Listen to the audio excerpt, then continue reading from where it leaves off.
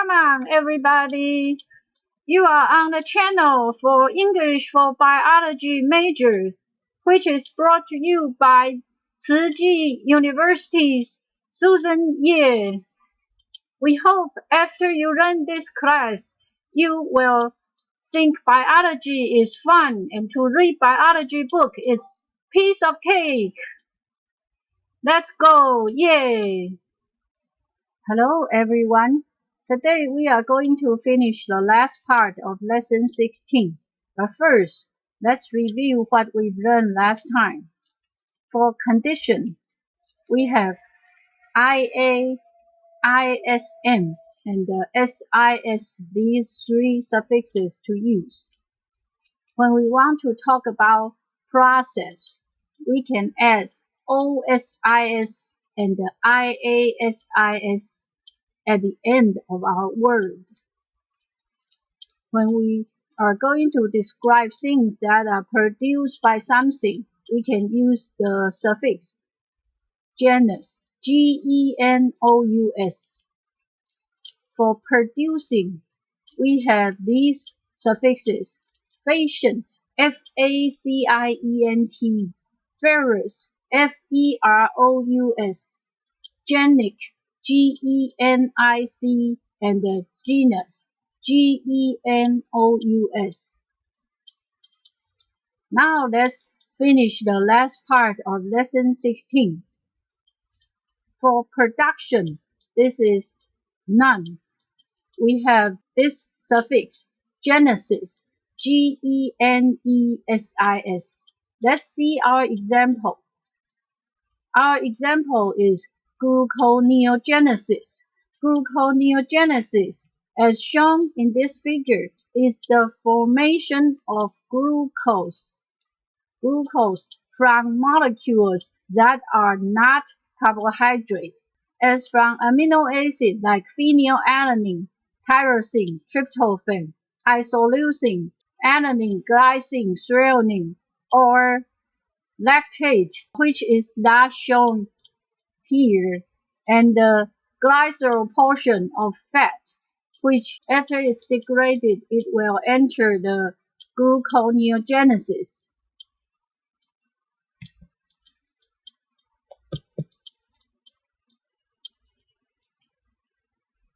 When we are going to talk about things that are related to development, we have these two suffixes to use, genesis, Genesis, and plasia, Plasia.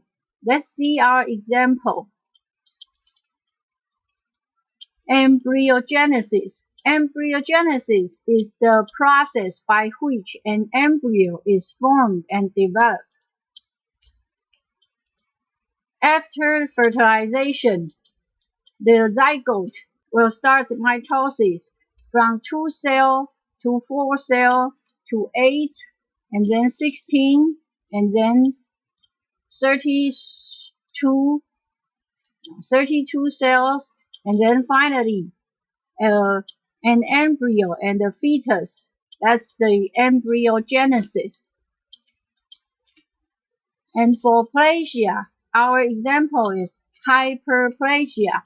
Hyperplasia is referring to an increase in the size of a tissue or organ due to increased number of cells, as we show in this picture. Like in normal cell, this part of tissue is consisted of 4 cells, but in hyperplasia, there's 6 cells. So this is called hyperplasia, which we should consider in reference to another kind of situation, that's hypertrophy. Hypertrophy is the enlargement or overgrowth of an organ or part due to an increase in size of the constituent cell. So there are still 4 cells, but each one of them is much larger than the normal cell. This is called hypertrophy. And hyperplasia, each cell is still the same size, but there are more cells in the tissue. Let's review what we've learned. For development, we have two suffixes to use: genesis, Genesis, and plasia, Plasia.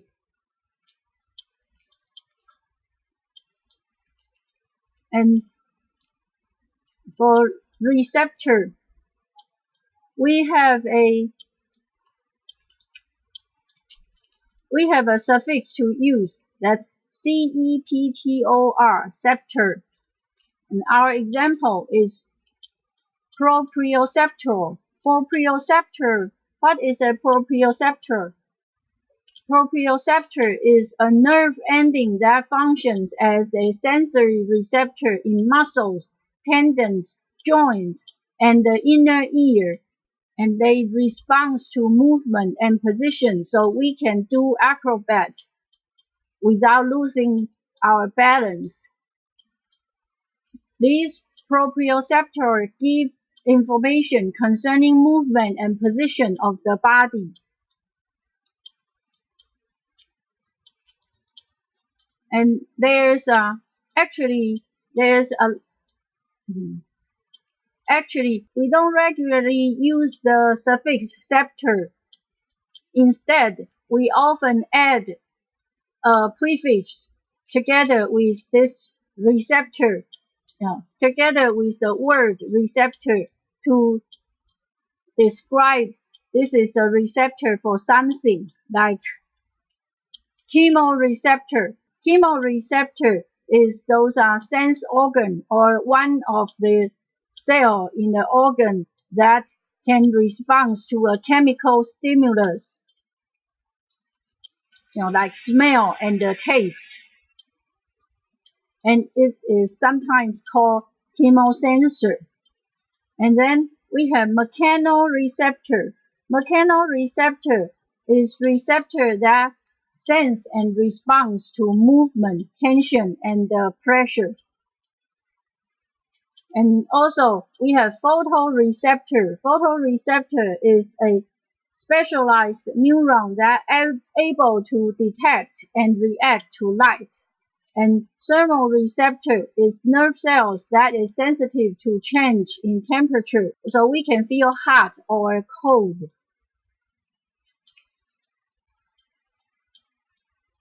For carrier, things that carry other things. For carrier, we use a suffix for phore. Let's see our example.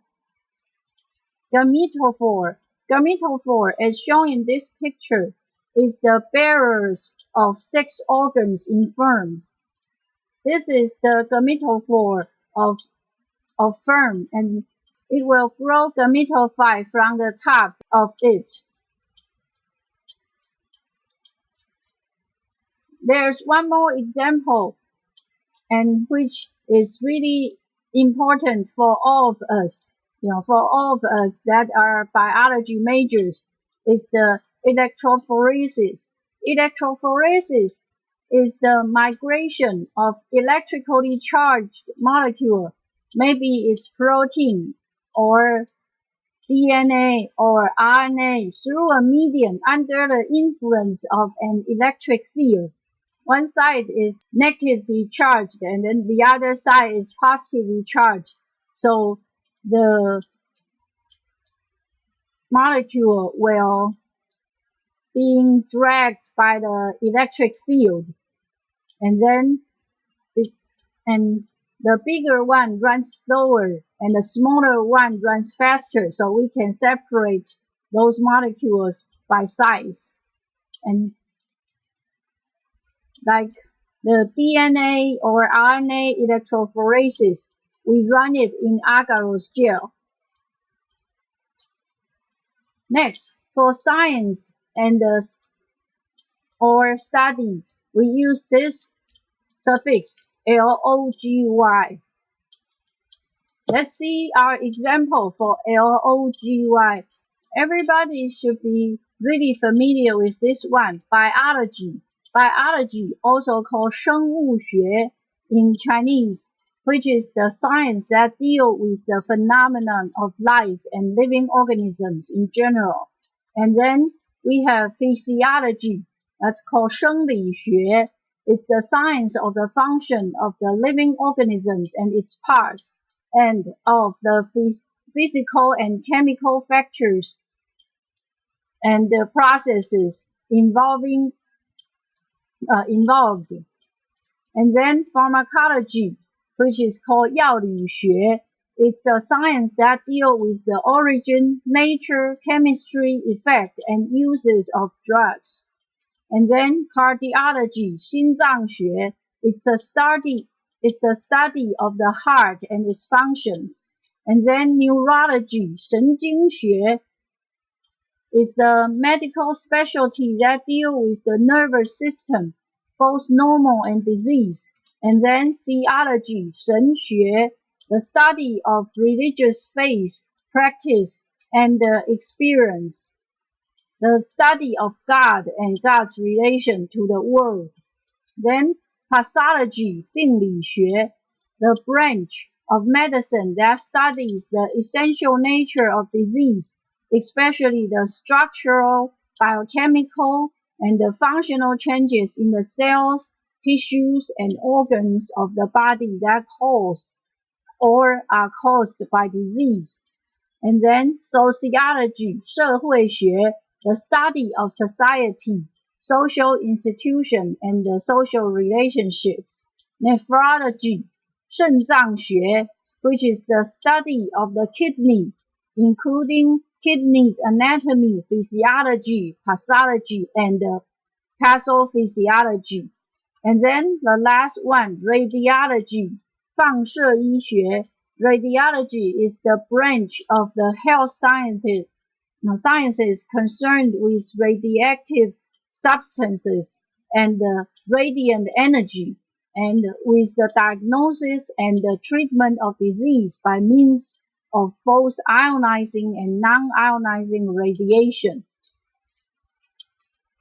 There are still a lot more of those science and study that have the end of logy, and you can recognize it by this suffix. For nucleus, we have three prefixes, karyo, C-A-R-Y-O, and K-A-R-Y-O, also pronounced as karyo, and nucleo, N-U-C-L-E-O. Let's see our example. Karyochrome. Karyochrome is a nerve cell whose nucleus is deeply stainable, but the body is not. And the example for Karyo is karyotype. Karyotype is a genetics term. It means the observed characteristics, including number, type, shape of the chromosomes of an individual or species. Like in this picture, we show a karyotype of a human. And for nucleo, our example is nucleolus. Nucleolus, which is shown in the number 1 of this figure, is a conspicuous rounded body within the nucleus of a cell, which is RNA rich. Let's review what we've learned. For nucleus, we have three prefixes to use.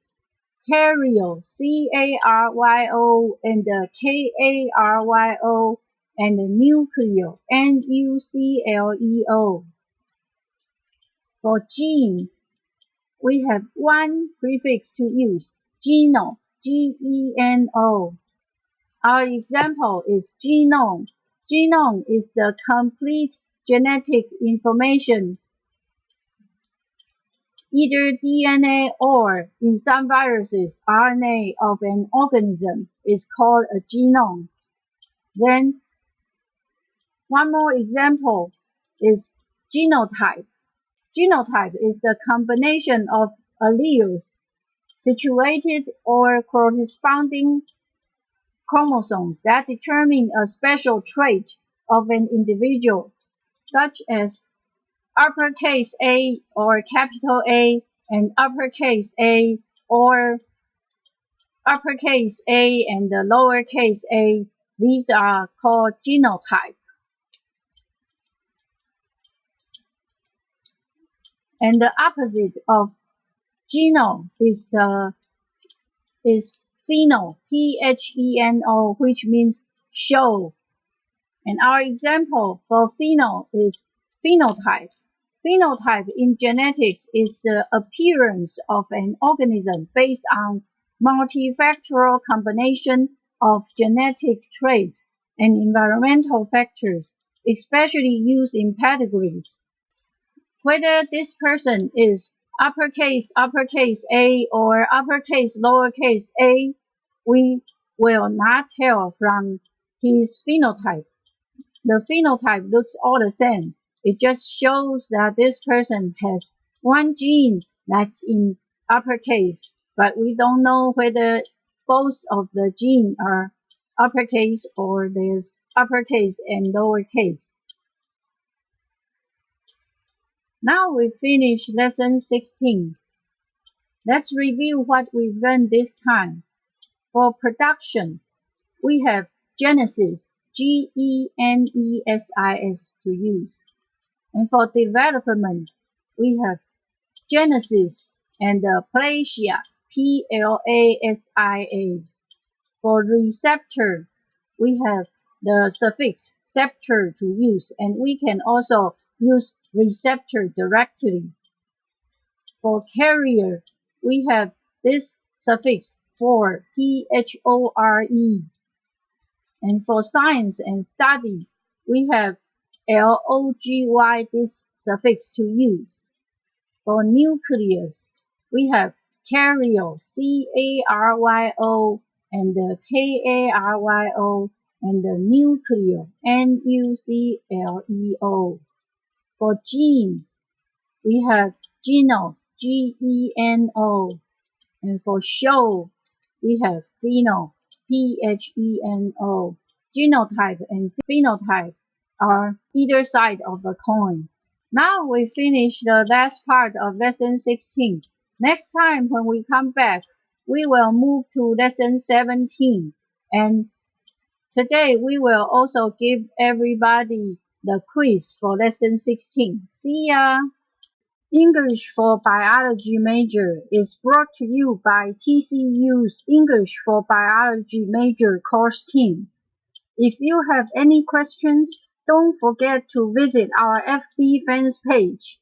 The website is here, and you can also scan the QR code to reach to our FB fans page.